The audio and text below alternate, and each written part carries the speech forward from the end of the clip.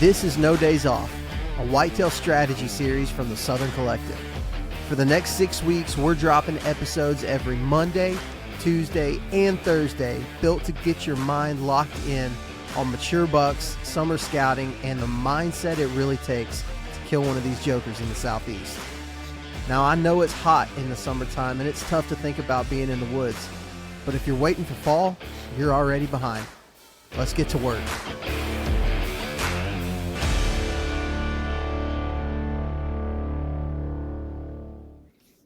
All right, guys, you heard that right. If you're waiting for fall, you're already behind. And that's why we're doing this summer series, No Days Off. And I'm super excited about today's guest, a longtime friend of mine for, I say long time, a few years anyways, return guest to a podcast hosted by me. I don't know if you've been on SoCo yet, Reese, but you definitely were on Southern Ground back in the day. So we got Reese Johnson here from Kentucky. Reese, what's going on, buddy? Oh, not too much. Just got done checking out a new farm this morning and had a cancellation this afternoon, so we're back to the computer. Heck yeah. Well, it is without fail every time you and I talk, which has been a few times here recently just through other business stuff. You're always walking in the woods, walking to your truck to go to the woods, walking from the woods. You're always doing something in the middle of your day, and that's what this is all about. That's what this series is all about. No Days Off. We're talking to guys like yourself who, you're a busy dude. You got a family, a young family, a business. You're an entrepreneur. You got multiple irons in the fire, yet you're still finding the time in your busy schedule to devote something, it seems like probably every day, to chasing whitetails. And not only that, but chasing the biggest whitetails that you can possibly find. Yeah, I mean that's where my heart's at. It's deer got it first. We're finally done with that bird nonsense. We have moved on. Even though it's June, I'm excited to be talking deer. Absolutely, same here. In our past conversations, we talked a lot about trail cameras. Our mutual friend Hunter Lindsay, he introduced us. I'd seen your stuff obviously on Instagram. You kind of got into the Instagram game early when it comes to like just building content around hunting, but it was always based around trail camera and your strategies for trail cameras.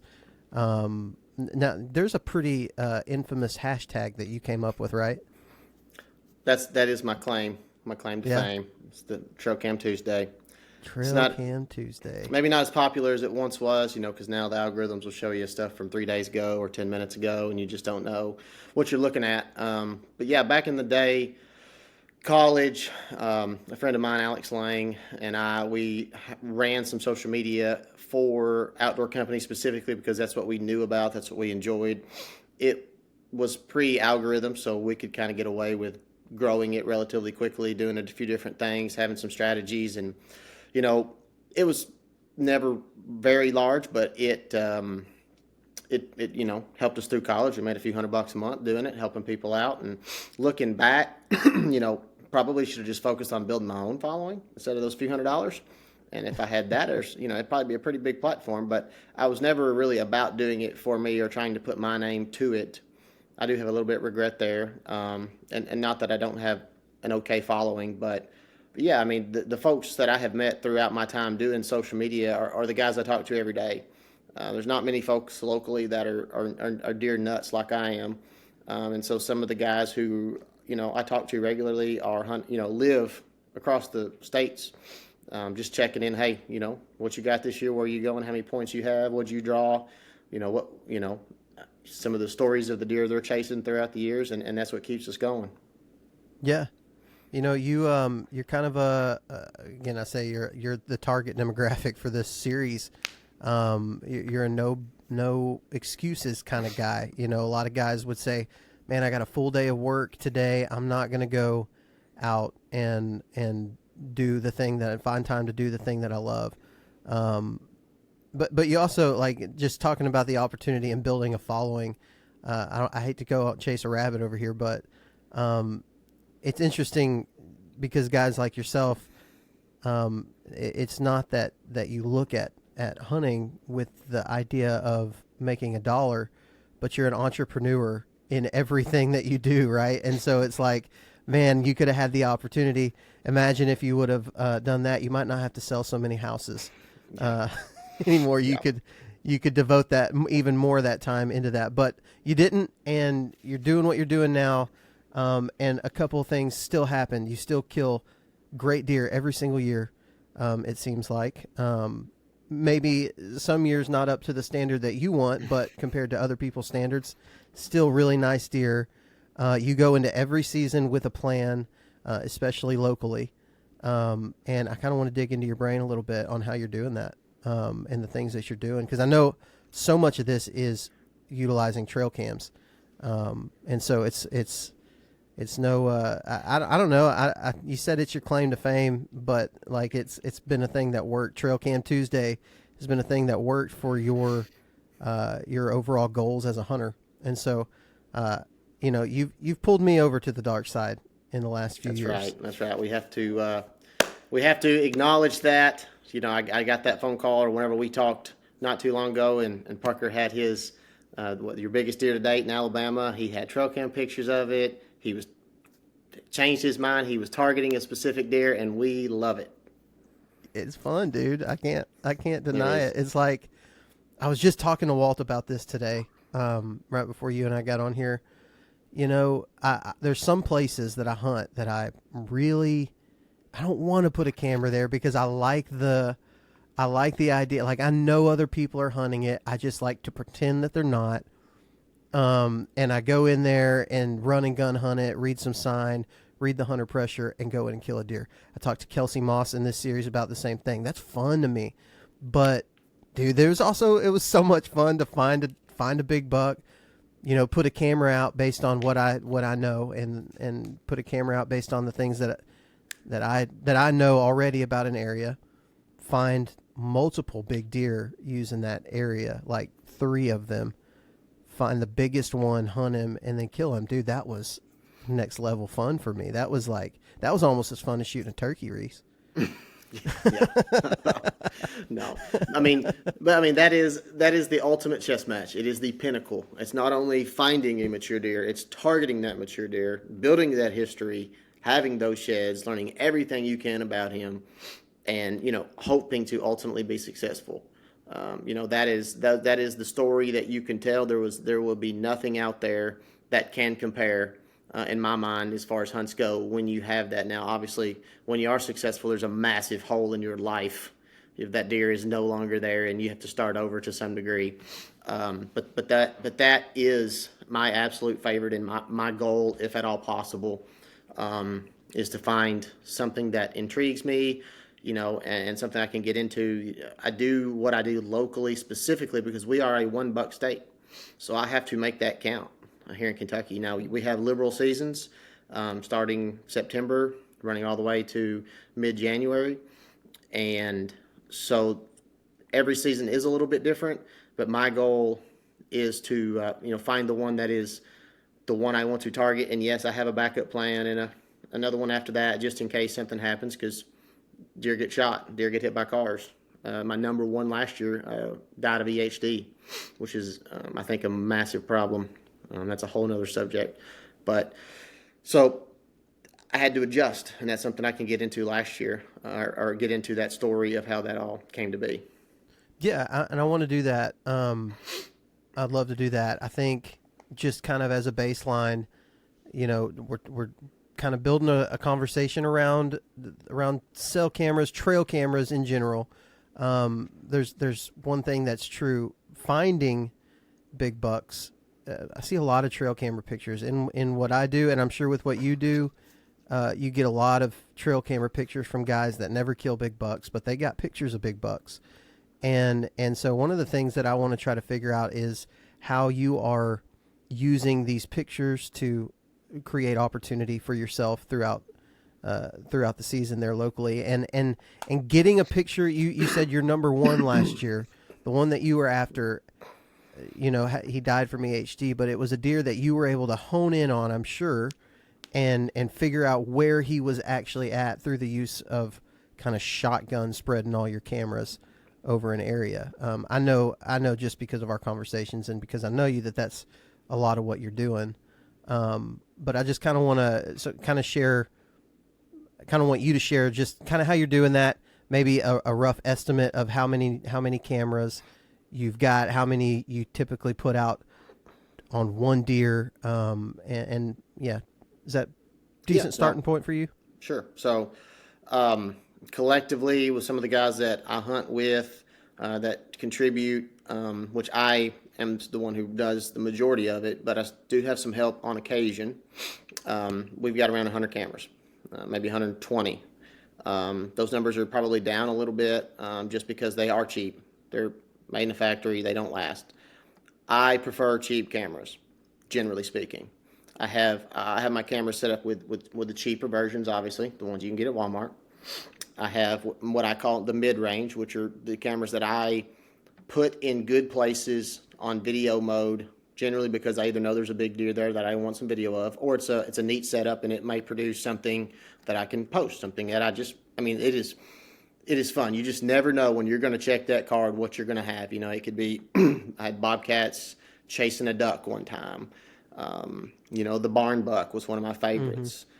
So you just, when you see an opportunity or something looks unique, that's a chance to put a camera out and just see what you can find. And that's just a lot of that's just for fun and for content, kind of outside of, true hunting strategy for a mature deer. And then I do have probably a dozen cell cams. Cell cams are useful.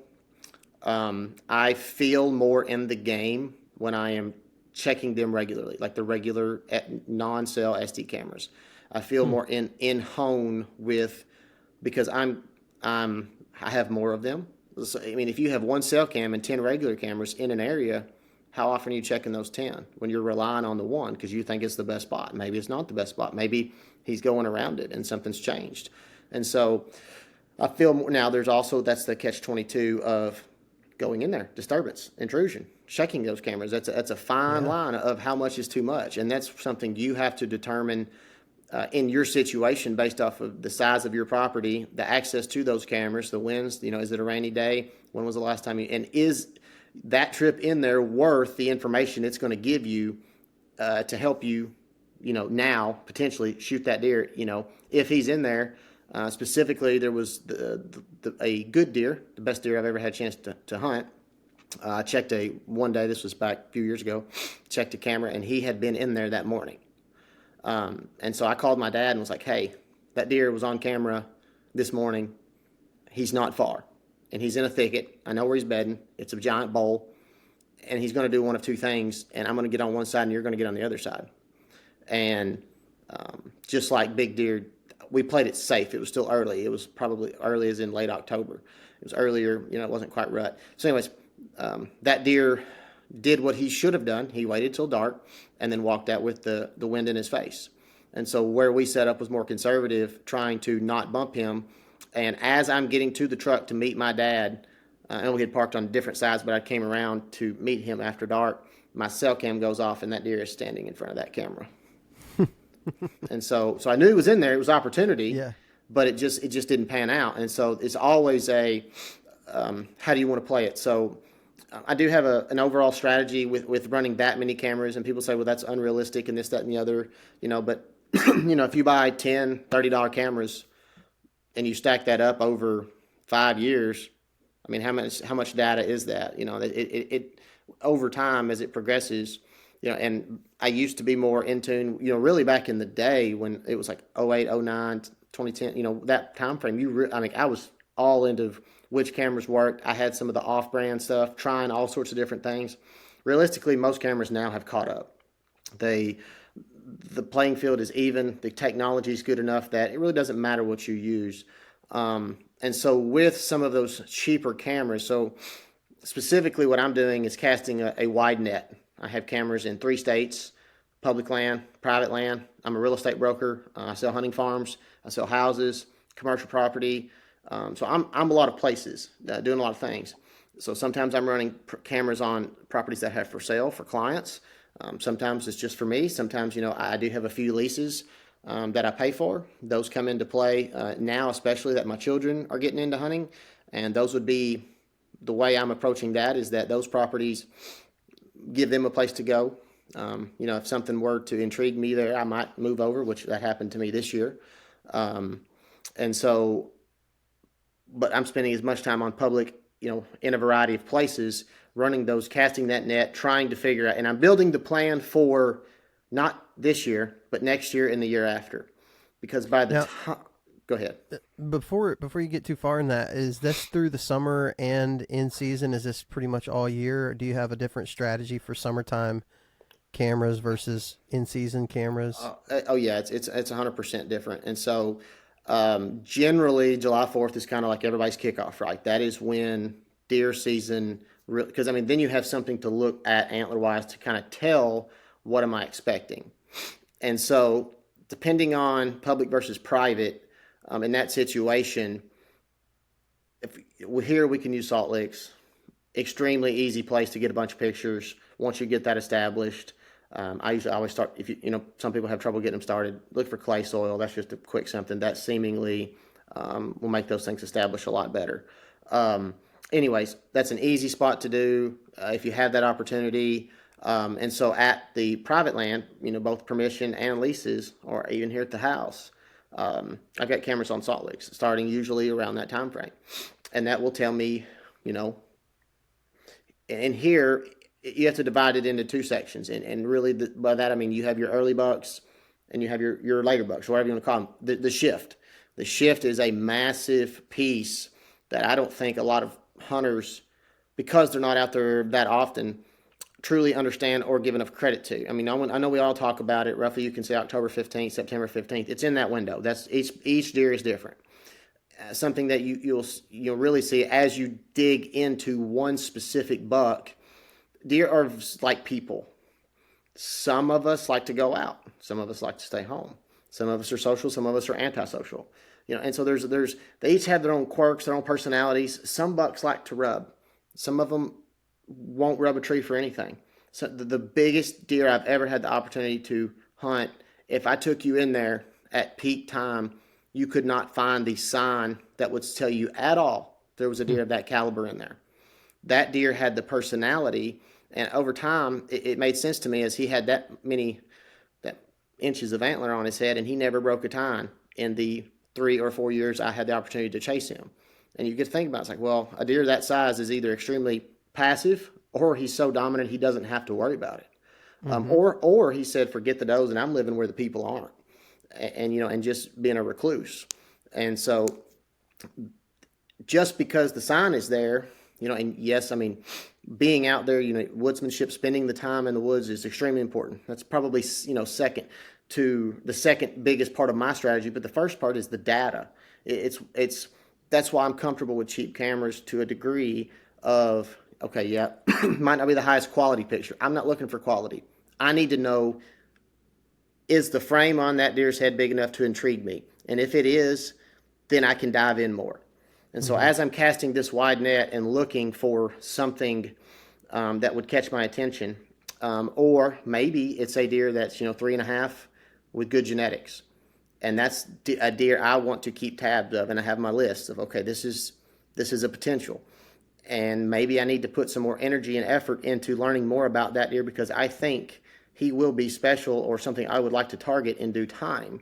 And so the more going into being able to hunt him at that age is you're just saving yourself time, even though he's not there now. If he makes it, that is something, that's all banked information where you're ahead of the curve for when that time and that day does come. Or if your number one gets shot and you need to shift to your next best buck, then you have something built there versus the other way around. But so going back to the summertime, so let's go shift it to public land, scrapes. They'll hit them throughout the year. It doesn't matter. Generally, I will start putting out my target buck specific cameras about this time. I threatened to go this past weekend. I had a couple hours and I didn't. So for the specific deer that I want to target, and always I'm going to start there because I want to get that done early. I want to get out and I want to let them soak. And so, but that deer that is now the deer I'm assuming I will be targeting this fall, he has eluded me for the last couple years, and there are multiple instances where I find a deer in his fall range but cannot locate his summer range. And then there are deer that, or vice versa, I only have him early but can't locate him late. And one of the key pieces for that particular deer was I had a lot of him early. Never after October 1st this winter, I found his shed. So that gave me a missing piece, a clue to where he is spending his fall and his winter that I did not have. And I had cameras in that general vicinity, but just wasn't lucky enough to get him going by. And I didn't have it saturated well enough to obviously pick him up. So that does happen. So the shift, so your goals come back to, does your farm or your piece set up better for early or late? And by that I'm defining it as we'll call it October 1st shift. Every year is different. Some of them leave mid-September, some of them leave early October, but you always have, what they call those homecoming bucks or whatever you want to say. And so if you have a deer that's early, then you need to be prepared to hunt his summer range and learn what you can learn about it. And then the same thing goes for the fall. And this is where, going back to deer are like people. The overlap between summer range and fall range can be 500 yards, or it could be 5 miles. And I don't think people give enough credit to, and I think that the Mississippi State GPS studies are shedding some light on how far these ranges are apart and how far these deer are traveled. People don't give deer enough credit. I know the rule of thumb is people say 640 acre or 1 square mile, that's the average home range. But how big, especially in big wood settings, how far these deer can and will shift. Then you start breaking it down to private land, Midwest, ag, woods, where it's more, they don't, the things that they need are so readily available, they might not need to shift as far. Yeah. And so you have to learn your situation. And there are many deer that you will see July, August, then you don't see them again until January, February. They're coming back, preparing. They've already made the shift. Some of them are earlier, some of them are late. There's one deer in particular in Missouri that we had July and August, gone back in February. And he was a deer you would certainly recognize, but you couldn't catch him when you needed him. And where that deer was shifting and went, we kind of knew everybody within a 2-mile radius. And I truly think in that big farm country, that deer picked up and left, and he went somewhere, and we never heard, if that deer got shot, we would have known. Somebody would have said something. So it often makes you wonder. Yeah, that's you said that was Missouri? That one, right? Yeah. You go to places like Missouri, and you see the amount of pressure that's in that state during a hunting season. So much out-of-state pressure on the public anyways. I know the private's a little bit different, but on the public, you got a ton of out-of-state pressure. Then the gun pressure, it's unreal. And it's amazing that those deer can just find a hole and survive, because it's still Missouri, right? Like, it's still Missouri. Bucks are getting big in Missouri. Every year, they're finding a way to hide, and that's amazing to me. It's amazing when we were there, when we were in Missouri for gun season. We got to hunt it a week before in archery, and then we hunted it the opening week of gun season. And I remember thinking to myself, like, how is this Missouri? Like, I've never seen pressure like this anywhere. Like, but next year, next November 1st, there's going to be bucks running all over this place because they lived through it. Like, they lived through this pressure. So it's always amazing to me to see what kind of deer a state like that can produce. That's kind of a rabbit trail, I guess, but really cool. Like, he just got away.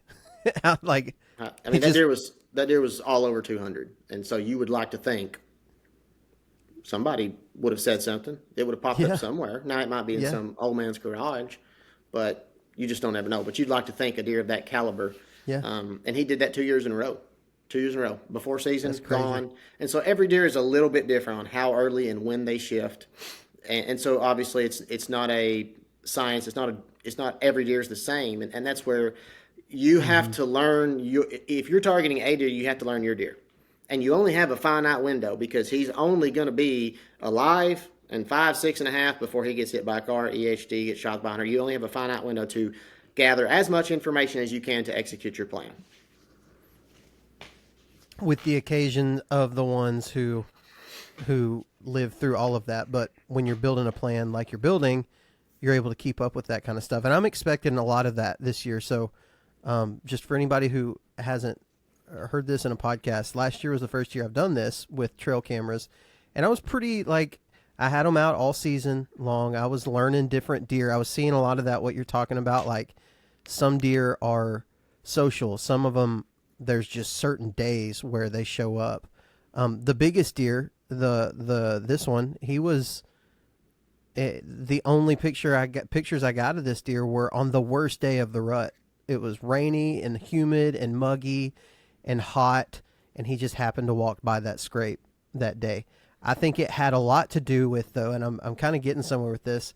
I had wounded a deer a few days before that, in the same spot, and it was a good buck, a goofy buck, but he was a good one, and he was just kind of a bull buck, like just kind of a bully. I actually grunted him in when I shot him, and then suddenly after that buck, I had plenty of pictures of that deer all throughout the season. As soon as he is gone, this big buck shows up, and all of a sudden there's rubs everywhere. When I was walking through, it was like overnight it went from there's nothing here, there's no sign here, but I know there's deer here because of a camera.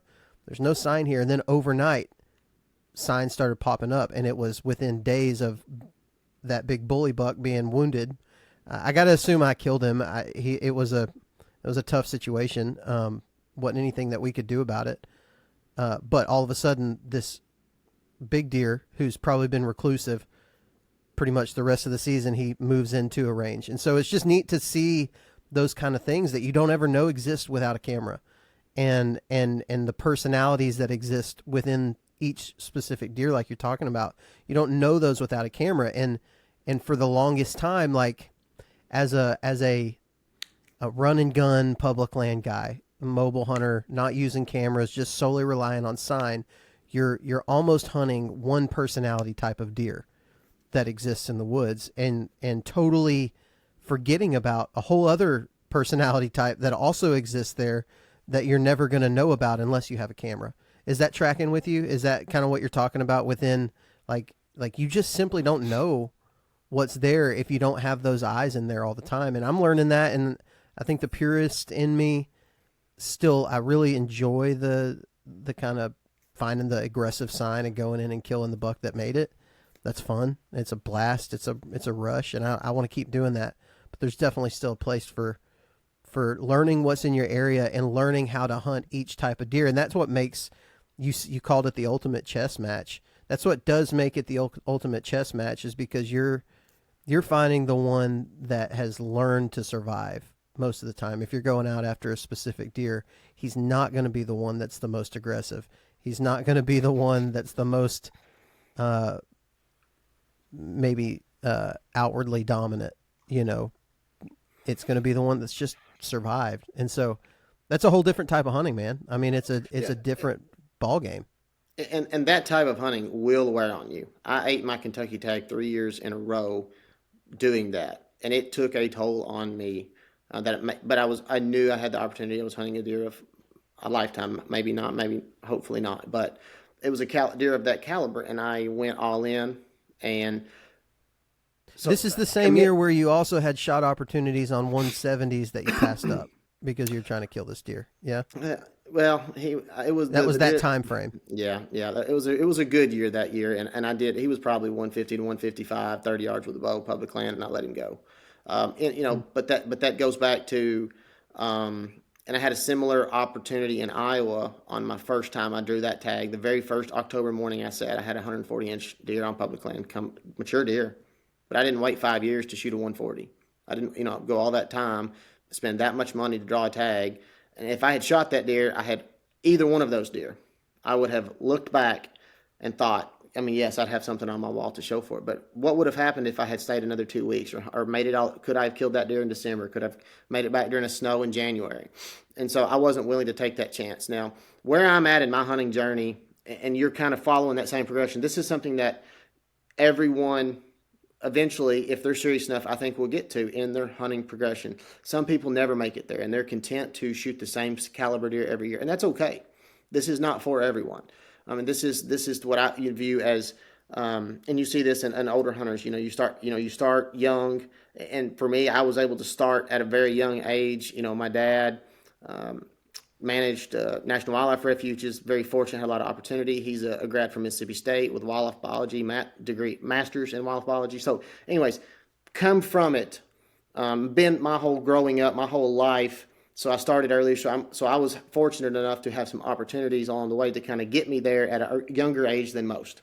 And what you see is once you kind of get a wall filled of deer that you're happy with, or you've kind of reached the pinnacle for either be it your area or your budget or your desire, then you start giving back to younger people. Start helping others, bringing kids into it, or bringing somebody that's not a hunter and giving them the opportunity to hunt your farm and maybe shoot a deer that you typically would never let be shot.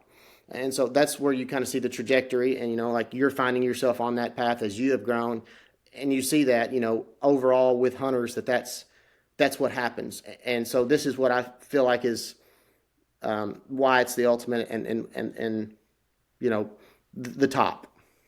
You're giving me a lot of credit there that I don't deserve, because I think a difference between you and I, Reese, is that my home state, I have 3 buck tags to work with, right? And you've got 1. And so I'm not forced necessarily to always make the decision of, I've got 1 buck tag and I better make it count like you are. I can effectively do both of these things. Yeah. I can hunt both styles right here at home. You have to decide, how do I want to hunt? With the exception of going out of state, you have to decide, do I want to, go and shoot a good deer for my area, or do I want to one up? Like, I can still continue to shoot the nice bucks for my area, like you were talking about, and be completely fulfilled. I love doing it. It's fun. But I can also say, you know what? I want to dive off more into this style and do this more often as well, because I like this. And so that's a difference in what a lot of people, and I think it's a great thing for guys in Alabama or states with a little more liberal bag limit, because we really don't have to. It's not a either or. It's kind of a yes and for us. Whereas you got to make a decision when your season starts how you're going to hunt. Yeah, and I'm glad you brought that up, because when I travel, be it Indiana, Illinois, Kansas, Missouri, Ohio, whatever, obviously I don't have the same time, ability, opportunities to put in this amount of effort, energy. So when I go somewhere and do have the opportunity to hunt without cameras, it is refreshing. For my own sanity. I mean, obviously I'm not going to have the same standards as I would here at home, but that's a different situation. So I recognize and realize that when I'm going to another place, I don't intend to be holding myself. I'm looking for a mature deer. The deer I had in Kansas, an opportunity to shoot. He was a 5.5-year-old, awesome, great deer, score 125. He broke off some tines, awesome mass, super short tines, tickled, would do it all over again. And so, so those opportunities, so you have to recognize the difference, and depending on your state, your time, and what you draw for that year, that's where you have to decide what fits the situation, not only as you as a hunter on your journey, but also realistically, how many days do you have, and what's it going to take? And I hope to not be the guy to show up out of state and shoot a 2-year-old, at least at this point in my journey. So I have higher standards, but not what I would hold myself to here at home. That's right. And that's a lot of this No Days Off series comes from that idea of, like, if you want it bad enough, like if you are committed to this game, no matter what time of the year it is, like, you're going to find a way to make this work out. It's a passion, it's a love, it's an obsession, as Mossy Oak says. And so that's kind of the whole point of this, is like this grind of, like, bettering ourselves. You're doing all this, and also we started with this. You're also a dad to young kids. You've got businesses, and you've got all these things that are battling for your time, and yet you're still in here, not making any excuses, and doing everything that you possibly can to capitalize whenever the time comes. So you talked about kind of your summer time strategy, I guess, and casting a wide net, just trying to figure out, a lot of guys listening to this are going to be in a little different situation. They might be just starting this, They may be just like, I got my hands on a few trail cameras. I want to just start this. You may have guys who have been doing it for a long time, just not effectively, who are trying to learn what you're doing to have these opportunities and to create these. But moving into like, that September time frame, whenever you can hunt, you can be in the woods, you can be actually in the woods with a bow in your hand. You mentioned liking to have the opportunity, or liking to check your trail cameras throughout. You like using those trail cameras because you like to check them in the season. What? I'm trying to think of the right way to ask a question. This seems pretty daunting, right? Like if you're chasing a world-class whitetail, liking to be in the woods more often. So something I will say is that as somebody who gets to talk to a lot of older folks, successful folks in life in general, what you always hear is, I wish I had done more. And I don't ever want to go sleep at night thinking, I wish I had gone on that trip. And it's always when you have the money and the time, you don't have the physical ability. And so for the folks who have the time, they may not have the money. And so I don't want to ever be in that position. So the way I'm approaching this is that I started on this journey learning these pieces of public land in multiple states while I could.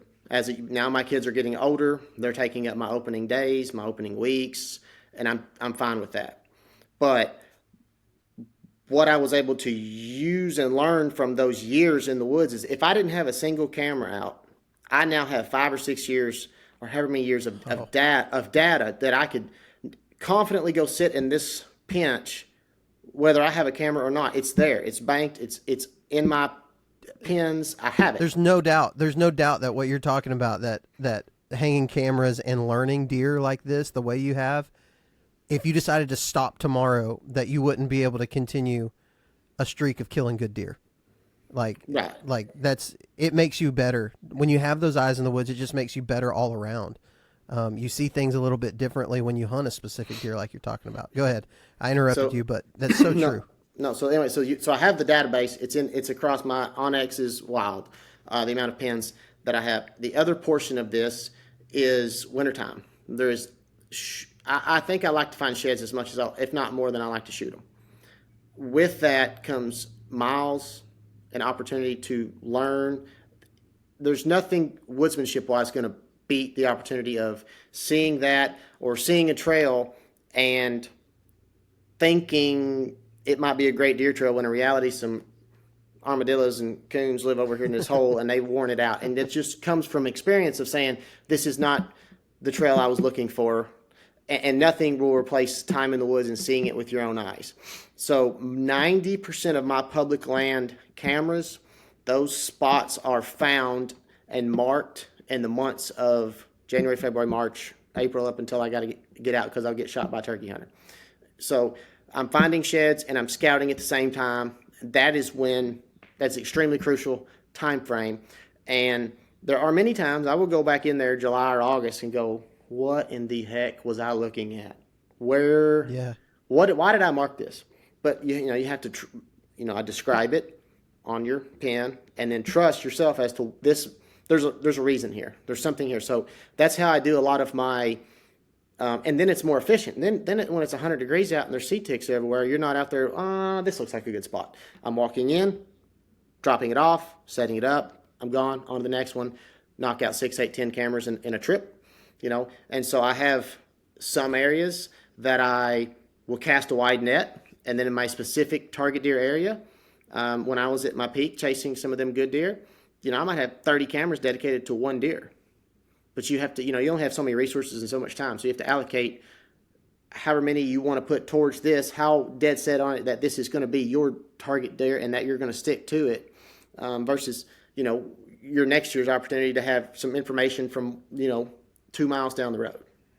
So let's say you've got a target deer. You've got 30 cameras out chasing, trying to hone in on where you're going to kill him at. Is there any type of system that you have for like, this is the type of area where I'm going to put my just regular SD cams, and this is where I'm going to put one cell cam in this one area just so I have a real time Yeah. update? I know you mix and match it a little bit. Is there a system that you use, Yeah. or is it So just kind of random? cell cams, to me, I put them in there deeper, and I put them in there where I think some of the high priority stuff. Now, this is an ongoing debate, and always probably will be. Do cell cams scare big bucks? Do regular cameras scare big bucks? And that's where you have to determine: is this buck skirting my cameras, and am I sabotaging myself by doing this? Some deer will tolerate the cameras, some deer will not. And that's where you have to determine that and make that decision for yourself. And that goes back to, we've had the debate, or it's still ongoing, and we're going to fight this for a while, the battle of making trail cameras illegal on public lands, which it's going to continue to happen. The reason I think it should continue to be allowed is it's a hobby, if you want it to be, just like anything else: bird watching, hiking, camping. So that's something that gets people outdoors. We get to do something. But two, going back to what I said earlier, just those trail cameras probably help deer as much as they help anybody, because most hunters are not being cautious enough, and they're letting the deer know that they're being hunted and that there's something in that area. You often hear some of the biggest deer ever killed where people just walking in and setting down one time.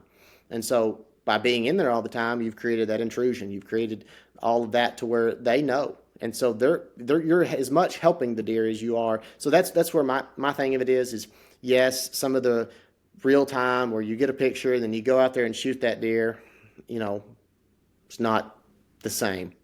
But that's an ethical thing for everyone to decide, and something that we will face as hunters going down the line. Yeah, I worry about that. And that's always been one of my main. It's been one of my main issues and hangups with it, is hearing those stories of guys. It's like, yeah, we were going to another spot and cell camera dinged, and so we went and set up, and the deer came out at dark or whatever. And it's like, that's, I don't know. It's not the same. It's definitely not the same. I know it's worked for a lot of people where they've really, like, there is some skill set, I guess, in finding that core area and knowing, okay, this is where he's going to bed at.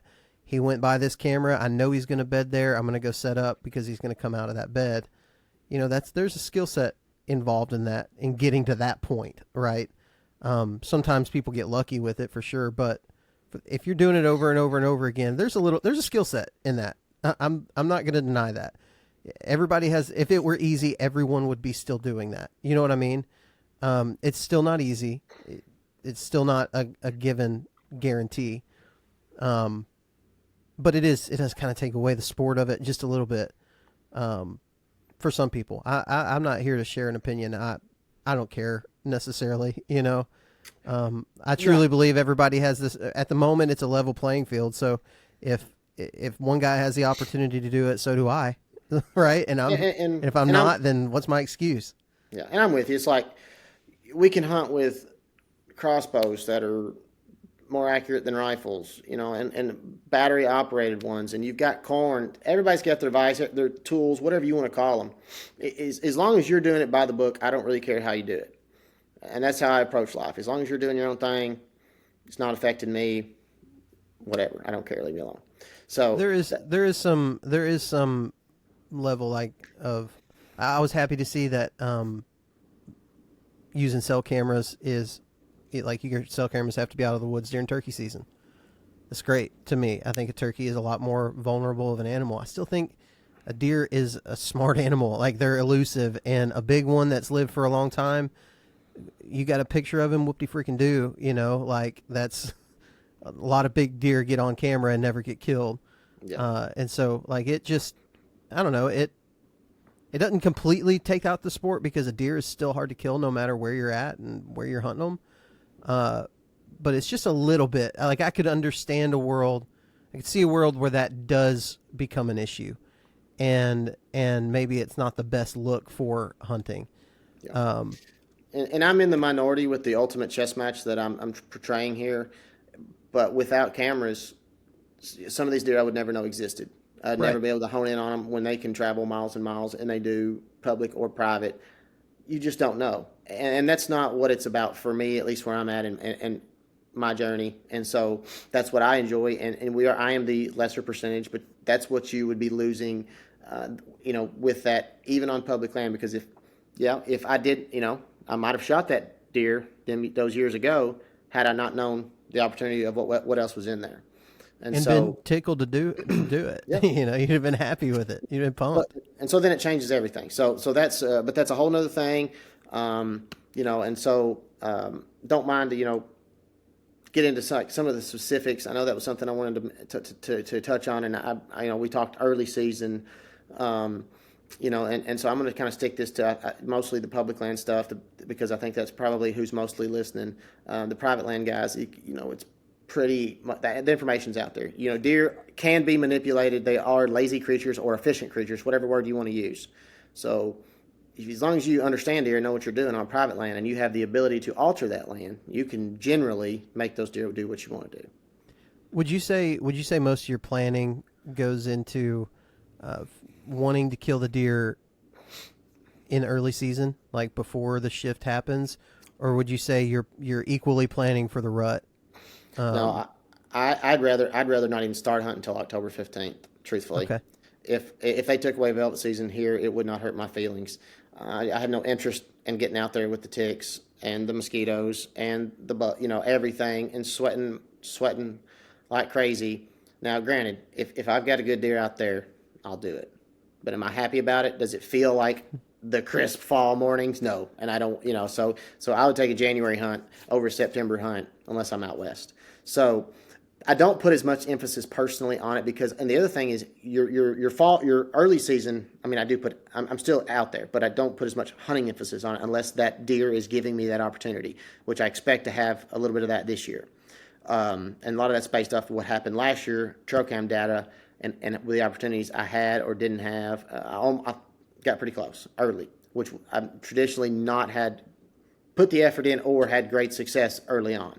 And that's going straight into the title, making a plan. Like the plan is 2 years later, but it's still using last year's data to plan for. This year, I'm probably going to be hunting September. Yeah, so if this deer does what he's done it the same 2 years in a row, he's used the same drainage early on in the month of September. What I need is a random cold front to get him on his feet before dark because he will bed there, hit the drainage. He's traditionally done that. And all that was looking at the maps, finding that topographical feature of that tight drain. There was a dead log. The dead log is a pinch that pushes them around it, gives me the camera window that I want. Left the camera there, let it soak. Didn't check it till November. And then I got these pictures. I'm like, man, I should have checked this sooner. So put another camera back there. Never got that deer from November on, because I think it was like November 1st when I checked it. Never got another picture of that deer that year. Well, okay, so early season, we'll do it again. Well, then he shows up. I'm like, oh, okay. So 2 years in a row, he's used it during this early season window. So but generally it's after dark or right after dark, and I need him to now. But also, I spent time specifically gridding and walking that relative area to where now I have traditionally just had one camera. And the other thing is he made a pretty good jump from last year to this year to the point that, like, okay, he's the deer that I want to spend my time on. And so if he is alive and does the exact same thing, I now have an expanded knowledge of that general vicinity and a plan to lay it out with additional cameras, cell cameras in deeper, other cameras closer to the road or the access point. And that's how I will approach that early. Once he shifts, now that I have some more information, I know where to be waiting for him when that time occurs, because I never got a picture of him, after the month of September was up, this past season. And then I found the shed. So it makes sense. He's moving over here, which was well over a mile. And so going back to the deer that I found this past season that died of EHD, that deer showed up without fail 3 years in a row on the very first cold front in October. Could mark it on a calendar. Every single temperature drop, first cold front in October, it was like 13th, 17th, and 18th of October, 3 years in a row. Could not find where he summered. I looked and tried, and I ran cameras. I ran a net as wide and far as I could. Without fail, he would be back in that bubble once the first cold front, and that was when he shifted. And so this past year, I was waiting, trap set, cameras there, cell cams in there, first cold front hits, nothing. And part of my hesitation with that early deer is waiting. I'm waiting on him to show up, right? That's the deer I have 3 sheds off of, a ton of history with, that has my heart. And so I could have been more aggressive with that early deer, but he wasn't as big, assumingly. Didn't know that, but I was assuming that this other deer was going to come back and be a little bit bigger, and that was what my heart was set on. I had a lot of time and energy put into learning his core area and roughly where that would be. And then he never showed up. And so what I did end up shooting a deer on the 3rd day of Kentucky rifle season at one of the farms. And it was, to me, the best opportunity I had, because that deer never showed up. I had finally thrown in the towel. It had been a month. He hadn't been there. I didn't have anything else that I felt great about. And so that deer that I did shoot was a 5.5-year-old that we had pictures of for 3 years, or maybe 4. If you can make the argument, it was him at 2.5. A deer we knew well, that I think he went 149. And so, but I am thrilled and tickled to shoot that deer. That was the very first morning I ever hunted him. And so I was there 30 minutes. He walked out. That was the hunt. Was that due to just having so much data about him? Oh, yeah, yeah. That you just knew where he was going to be? Yeah, I mean, it was a pretty good idea of on that particular property where he spent his time. You know, had a cell cam in there. He had been in and out. I don't know, it had been a day or two since I'd seen him, but it's like, this is, and I play that differently. I didn't have to be as aggressive. He would have hung around there. He would have stayed there. He'd lived there for 4 years. It just so happened to work out that first morning. That I'm thrilled I killed that deer. I have no regrets. Does it mean as much as some of the other deer I have 100 hunts set in 4? No. Some of the deer that I have, sweated and worked and have the sheds to, that's a small piece of property. We can only do so much with it, and it's either he's there or he's not. And so that's how that went. I don't have any regrets to it, but it's completely different with, the other deer. And so that buck never showed up. I didn't have a great plan B, plan C. That deer was the next either highest scoring and or mature deer that I could find, and it just so happened to work out quickly. Mm-hmm. And then, so we go back to the one that I wanted to target this past season, jump right into his core, and first walk of the year, half a mile from the truck, hit, and I'm targeting specifically, because this is early. This is not shed season. This is late January, early February, because some antlers are still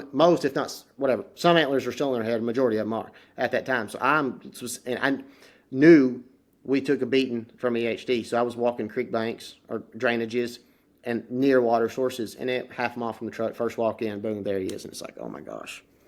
So all that history, time, energy for that. And so it's unfortunate. I'm glad that I know that I don't have to wait and continue to hope he's going to show up October 15th each and every year. It hurts. But, that's where, you have to adapt. If this is going to be your strategy, this is where you have to adapt each and every single year based off of your target. What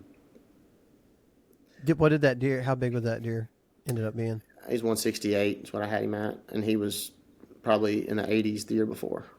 You get to keep did you salvage the rack and all that good stuff? Yeah, I was able to do that and go get a tag and all that. So it was unfortunate. It could have been, it is unfortunate. It's like, that really stinks. But there's a good part. There's a lot of closure in that. And again, that goes right back into the series, dude, like the no days off mindset of like, no, you took a walk that day, a risky walk maybe, not expecting to find that closure, but it went in, and now you can move on and feed your season for this upcoming season, because you decided to go on a late January walk when you already had a tag spent. I think that goes right into the mindset that we want to see other people develop. So even though it ended unfortunately, it still helps with your plan moving forward, having that closure. Yeah, so I can move on, peacefully. Yeah. And go down the list, and that happens. And there was a window there where what I was considering my number 2 deer pulled into a parking lot. It was first week in November, great week to bow hunt, right? It's what everybody wants to do. Get there, or it's not even a parking lot, it's just a spot that I wanted to walk access based off the wind, the weather. It was 9 o'clock, give or take, 10 o'clock, the wind was going to break, or the rain was going to break. And as soon as that happened, I was going to get in and sit the rest of the day. And I'm waiting in my truck. I'm watching the radar. Somebody pulls up beside me, wants to talk, out-of-state hunter, whatever, nice chat, this, that, and the other. You from here? And I said this, said that. And he said, well, did you see this deer that got shot last weekend? I was like, well, I'm glad you showed that to me because now I do not have to go in here. And so that was a deer that I had. That deer was a byproduct of another deer that I was targeting. I have had pictures of him at 3, 4, and 5, and at 5, assumingly, he now was. I was running cameras in that area for the other deer, but he was a byproduct of it. When the other deer got shot, then he marked his way to the top of the list. So it was just kind of how that happens, and then you pull in. Hey, you see this deer? Well, he's probably mid-50s. Might have went 60. And it's like, well, that solves this. That's the only deer in this vicinity that I'm aware of that I have the interest to hunt. So on to the next spot. So that happened before I shot that deer here on one of our lease farms. And so, but that's kind of how you have to play it, or at least that's the way I did it. So went down the list. Boom, one got shot, another one got shot. One of them came up missing. EHD hit us hard this year, and so that's kind of where I ended up on this year's journey. And I'm sure everybody, talks generalities. I'm sure everybody's probably wanting to hear some of the specific, what I would target with trail cameras, and I can get into that too, as far as spots go, and how I would do that, how I like to do that too. Yeah. If anybody else, unless you have something else on that subject, no, that was something I just something felt like hands-on, dude. Like that's about the most hands-on thing that I can think of, because for me personally, as a hunter, and I was looking at I got all my cameras together a couple days ago, and I had this pile, and I was like, all right, let's pull up the maps. Like, I don't want to get too caught up on putting them in the same spots that I always, that I did last year. There's several deer that I would love to figure out where they're at. There's several deer that I think are going to be in the 40s, at least this year. If they weren't last year. That one was probably the only one I got that was in the 40s, I would say. But there's some high 30s probably going to be studs this year that I would love to find. But the thing that keeps coming back to my mind, I'm looking at them, I'm like, okay, I don't want to go back, right? Like, I don't want to have to set these things up and then go back and move them around. Where can I go to just have the best odds, right? I know how to hunt these deer. I know how to set up on a mature deer. I feel pretty confident in that. Like, I know where to find them, but where am I going to find a spot, the tree that they're going to put their foot down right in front of? Like, what are my best odds? Is it the same? I don't know. Like, is this the same? Who knows? Like, maybe it is. Maybe I just go to maybe I hunt them and put the cameras in a place where I would hunt. Maybe I don't. Maybe there's another strategy to this. So you're the guy, dude. You're the guy that's going to tell me where to put these cameras. I'm sure maybe not you as often, just maybe some others, but I'm sure everyone out there at some point has hunted a spot where they have a trail camera and they can see that camera. Think about how many deer, like, you can see it all, you hear it all the time. I sat here, I saw 15 deer, but I only 2 walk by the camera. So it's no different anywhere else, just because, you have to remember that when that camera's out, every deer does not walk by. So you're obviously looking for that highest percentage place where they are going to walk by. And what I love, and I'm marking my on X's, I just put X. And what that is that's just 2 trails, generally speaking. There's and that's giving me, this is public land, so this is something where I don't have anything to manipulate the deer. They're using this because of the topography, most likely. So I'm looking for a creek crossing that meets the end of a ridge, historical, and that's where, in the wintertime it's laid out there for you to see. You go out there in the summertime, it's really easy to miss. But you go out there in that late winter and you're walking and you're learning and you're figuring these things out. It's like, man, that's a big scrape. How did I miss that? But when the leaves were on, it was 30 yards over and I never saw it. So those things happen. So I spend my time doing that. The other thing is, you manipulating the public land to some degree. Obviously, you can't cut, but, and this is an old, Bobby Worthington said this, there's dead limbs everywhere. Go drag them up. Force the deer to walk around this, to either walk in front of your camera or your spot. Build it. Nothing saying you can't do that. You can grab logs, grab limbs, move them over, make the deer go where you want them to go, whether that's in front of your camera, and yes, you can only do that to some degree, and you can put how much effort you want to into that. But little things like that, and then you have to plan for what's going to grow. Is it going to be grass? You might have to get down there and cut some grass, with your hand, something of that. There's small things. Predominantly, I'm running a lot of cameras on scrapes. That's, to me, the best inventory, specifically on public land. And then I'm looking for those X's.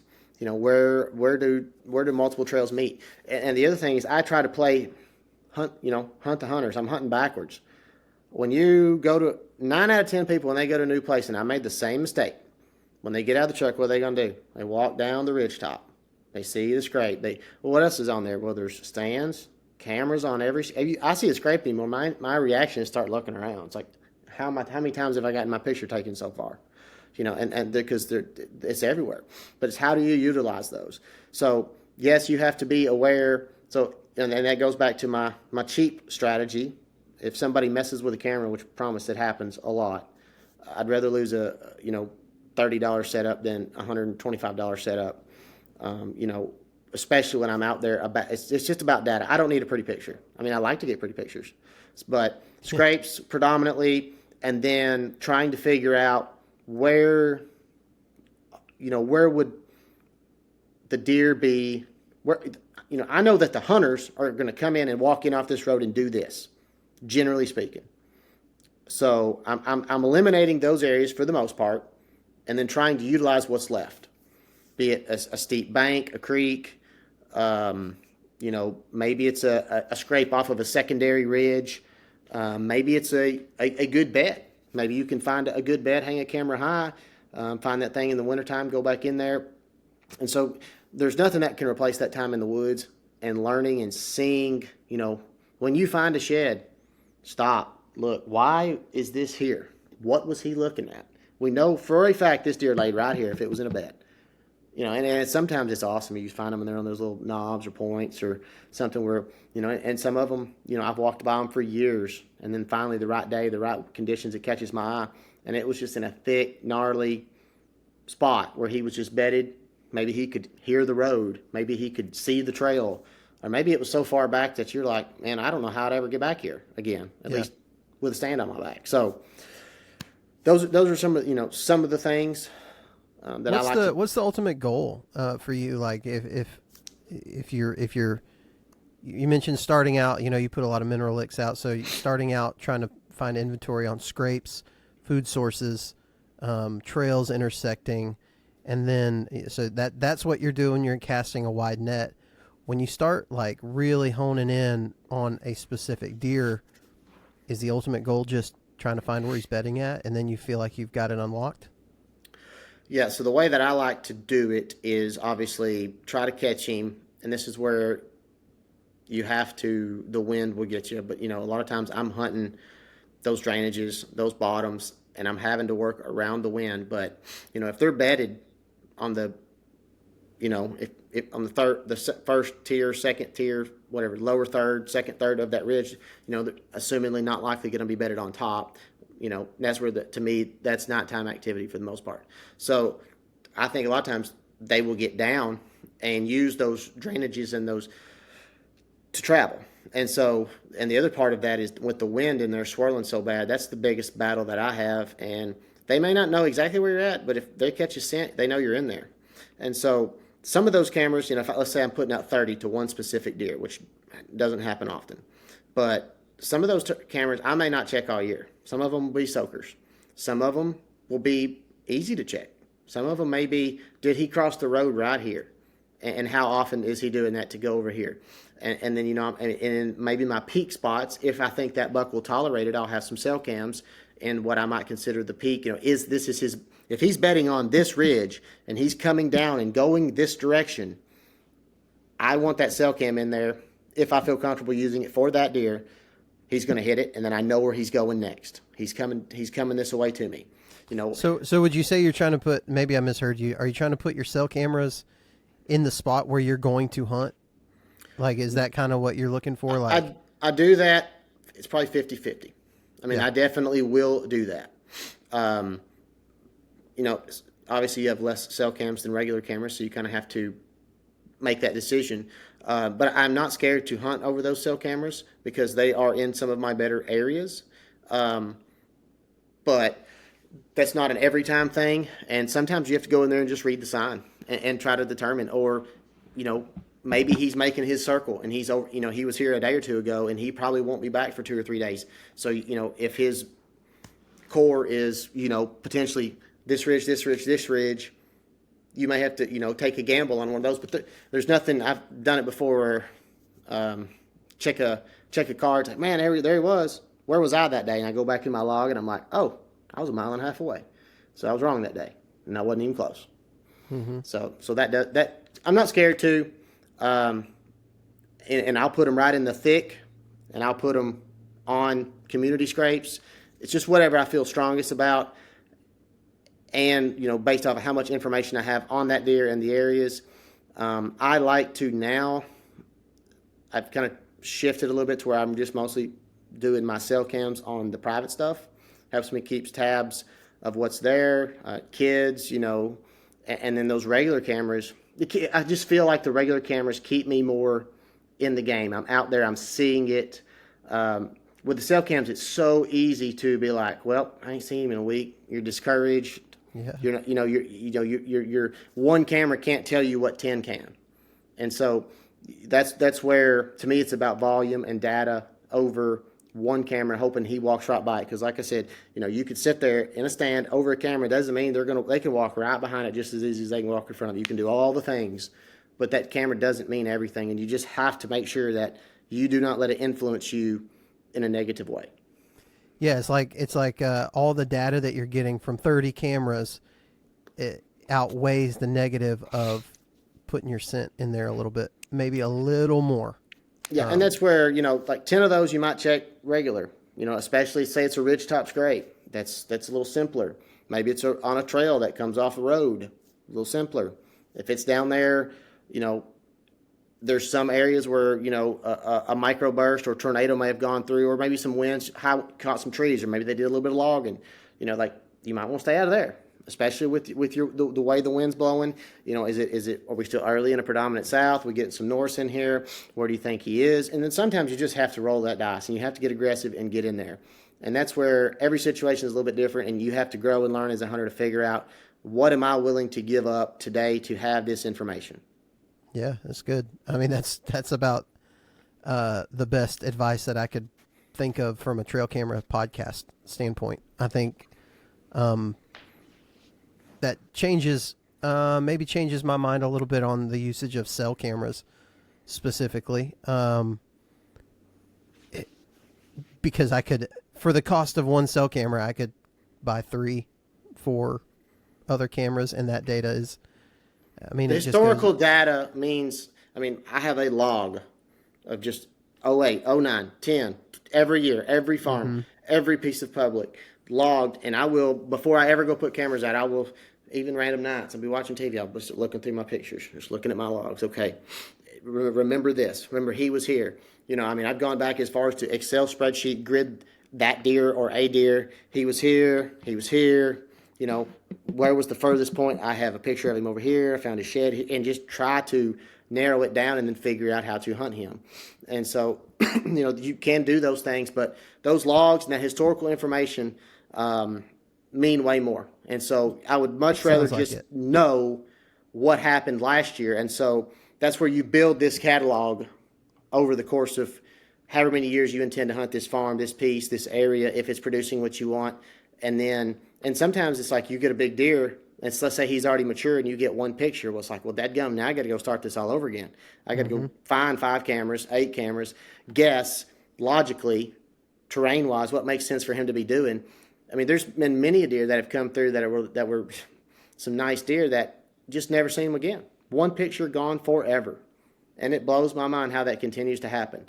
but it does, and that's where I think the sizes of these average home ranges people don't give enough credit for.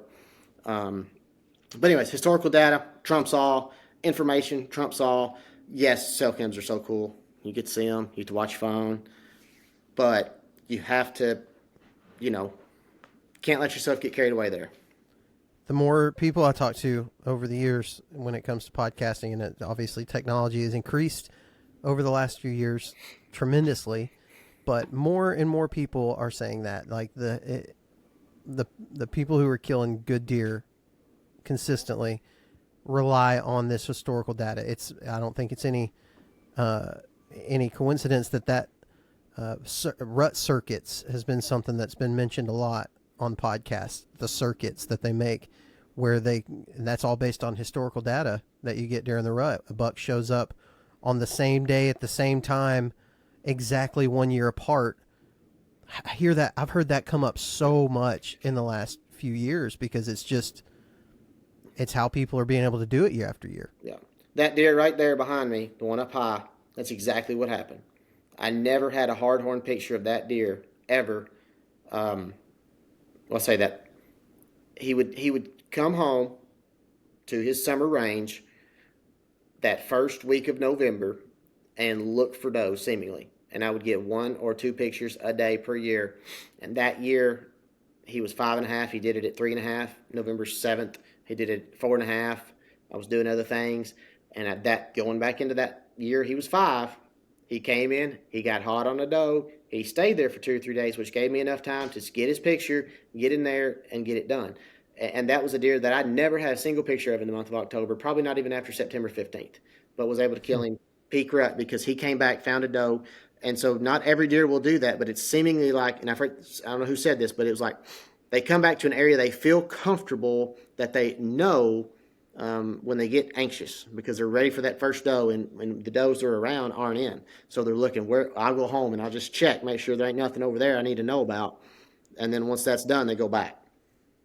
Maybe it was Boppy Worthington that talked about that, about how bucks get, like buttonheads get pushed out of their home range by their mama, but they always come back at some point during the rut because it's where they're familiar with, kind of what you're talking about. I think it was Bobby Worthington that said that. It may have been somebody else. Yeah, I think there's some debate on the button buck thing, whether you shoot the doe and they stay or not. You know, you can hear all those things, and you know that's a whole nother management thing we can go down. But yeah, that data, that's what I want. I want to have a ton of pictures banked up looking at, and if I get a picture of a deer over here and I can go back and say, well, this was him last year and I had him over here, and it's like, okay, I have starting points. I can begin this. I can start piecing this puzzle together, and the more information I have, the easier that puzzle goes together. What kind of software or something like that you're using to put all this data in? Like, my memory's not that great. It's not as good as it used to be. I feel like right now that's what I'm doing. I'm pretty much logging everything into my phone on albums and right here in my memory. Yeah. Is there something that you're using to keep it all organized? I mean, I just have folders on my computer and I have it broken down by farm or public, year, and then, you know, in that public I might break it down by section, and then, you know, that's probably as far as I'll go. But then and the other thing is, you know, when you get these cell cam pictures and they go to your app and you save them to your phone, it's like, that's cool, but did you put that picture that was important enough, you saved it into your files to log it? So when you want to go back and make your plan for the upcoming week, because that cold front's coming, and you want to go back and look, okay, he hit this camera, this is roughly where I want to be. Did you leave it on your phone and forget to upload it? And so I am just at least very adamant about making sure everything lands on my computer. It may not be broken down to the nth. Now, if I want to, those are all timestamp dated. I have all the pins. I can really go back down and really go down there and break it down and nerd out if I want to. You know, you can go back and look at weather and all that. But that's generally as far as I'm willing to take it off, you know, normally. Yeah, I mean, there's kind of a baseline. Like, I think all the information that you could possibly get is probably going to help. But, I mean, just that day and time. I've got areas that not necessarily specific bucks, but does seem to always come in every single year at the same time, and on the same day bucks just end up there, Yeah. And so that stuff's easier to again, it's in my memory. I know that those things are true, but when you start talking about really getting discipline on collecting the data that you're talking about, it could get lost really quick if you're not organized in some way. Yeah. Yeah. And so that's just where you have to make a point of it, make it a priority. Because if you're out there to just get pretty pictures, that's cool, that's fine. But that's not what that's not my goal. I want the information. I don't need the best picture. And I just want to know, was he in this vicinity? What time of year? Which deer? How old is he? And what can I make from that? And then how do I put that together with what I'm seeing when I'm physically out there walking, learning, and hunting? And a lot of these cameras, especially if I'm in there, I check them a lot when I'm going hunting. So I might walk by one to get to another to go hunt, but that might be it. And that can be hard because I'll have a phone reader with me. I don't take my laptop generally then. So you kind of got to be adamant about the way you log it. But, you just have to make that decision, to not put too much pressure and intrusion. But then again, it's the line of being aggressive and not. Because if I hadn't gone there and checked that camera on that one, wouldn't have known he was back, went in there the next day, was able to make it happen. So those things happen, and the more... it's risk and reward. Yeah, this is going to be the second time in this series that I've mentioned Jake Booth. We probably should make it a point to have him on and re-talk about this. But that was kind of one of the things he talked about with rut circuits is being able to check it in season, and he's seen that pay off time and time again, being aggressive, having a lot of cameras, but checking them throughout the season, helping him make those in the moment decisions like, okay, I'm here, this buck came through, I'm setting up now here, right? Like having those opportunities is great. And if you have enough cameras, here's what I think if you have enough cameras out there, you should be able to replicate that every year, I would think. If you invest into some cameras. Yeah, and if you're willing, and that's it's not for everybody, but going back to, there are many, many times I walk into an area and it's like, it'll be late October and man, there are scrapes everywhere. There are rubs everywhere. I'm excited. I might hunt here. Well, I got to see what this is. You leave a camera. It's a really tore up 3-year-old who's, a younger buck, but he's tearing it up. So it's, the sign doesn't always match what the pictures will show you. And I think that's a massive, misconception. And so, woodsmanship, tracks, this, that, and the other, they all play into it, and it's a part of it. But until you can physically 100% know, it's not foolproof. And so there are times when a random camera or something that doesn't look that good will produce a really good deer.